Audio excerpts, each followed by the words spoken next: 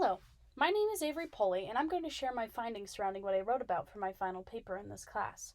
I ended up writing about the events that led medieval theater to the Renaissance, but that is absolutely not where I started.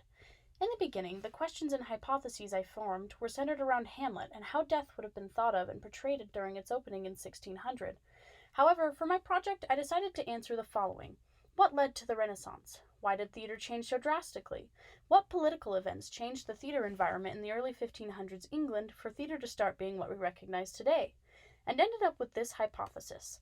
Political and religious turmoil and contention led to the monarchs of the 16th century making decisions that paved the way for Renaissance theater to come into focus. But one question remains. Why? Why did I change my ideas so drastically?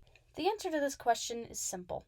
I found that when I was using Hamlet as my sole primary source, I ended up writing a literary analysis rather than a comparison of the time period and how it influenced writing and performance.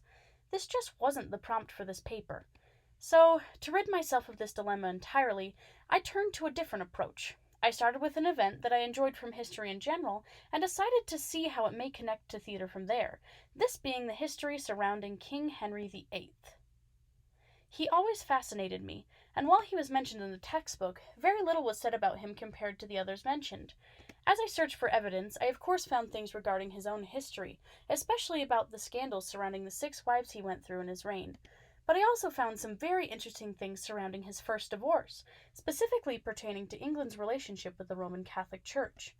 King Henry's first wife, Catherine of Aragon, suffered from many miscarriages and therefore wasn't able to produce a male heir. This, and the fact that he was making eyes with one of Catherine's lady-in-waiting, Anne Boleyn, drove Henry to thoughts of divorce. However, divorce wasn't an option according to the Pope at the time. So Henry broke off from the Catholic Church and created the Church of England, of which he would be the head, and made a Protestant priest the Archbishop of Canterbury, who quickly granted Henry his divorce. This was seen as a win for the Protestants at the time, even though King Henry kept the Church of England very similar to Catholicism. This fascinated me because I knew that English theater predating the Renaissance had largely been religious. This led me to wonder how King Henry VIII's move away from the Catholic Church may have impacted how theater was produced. To illustrate this, I found a primary source document that was mentioned in the textbook, a mystery play about Noah's flood. There were several different versions of this, one where during this part of the cycle they made it rain for 5 minutes by putting an incredible amount of barrels on the roofs of the surrounding houses. There was another version of this that contained a comical dispute between Noah and his wife. After reading these, I came to the conclusion that these spectacular cycle plays were already making their way to commercialism. They made the plays more fun in order to get people to want to attend despite the fact that they were mandatory. I determined that these were important steps that led to Renaissance theater. But then why didn't it happen sooner? Why wasn't art similar to Shakespeare's works coming into focus more quickly? In my research, one fact kept coming up. The church was still in power.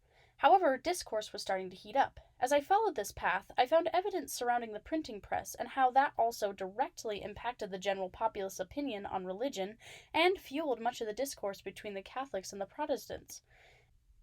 Eventually, after King Henry's death, Queen Elizabeth came into power when these conflicts reared their ugly head. Propagandic theater from both churches ran rampant. Elizabeth decided to ban religious theater altogether in an attempt to stop the violence. This act, generated by years of these struggles, gave way for some of our most prominent English playwrights, such as William Shakespeare, the ability to create plays that they did. Without the box that was biblical stories trapping theater, these playwrights had more freedom to write what they wanted to, and turned back to classical Greek and Roman theater for inspiration. With all of this evidence on my back, I decided that the only conclusion was that these were some of the key events that took England from medieval to Renaissance theater. These events piggyback on one another to catalyze human thought and knowledge enough to give Renaissance theater the room that it needed to survive. You may be asking yourself, so what? Why is this important? Knowing the sequencing of how things came to be is always important in history.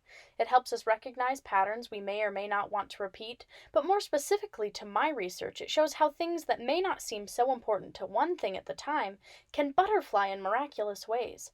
King Henry didn't know that the breaking off from the Catholic Church would start a sequence of events that led to how Renaissance theater was able to flourish, just as we might do similar things today that could lead to unexpected consequences.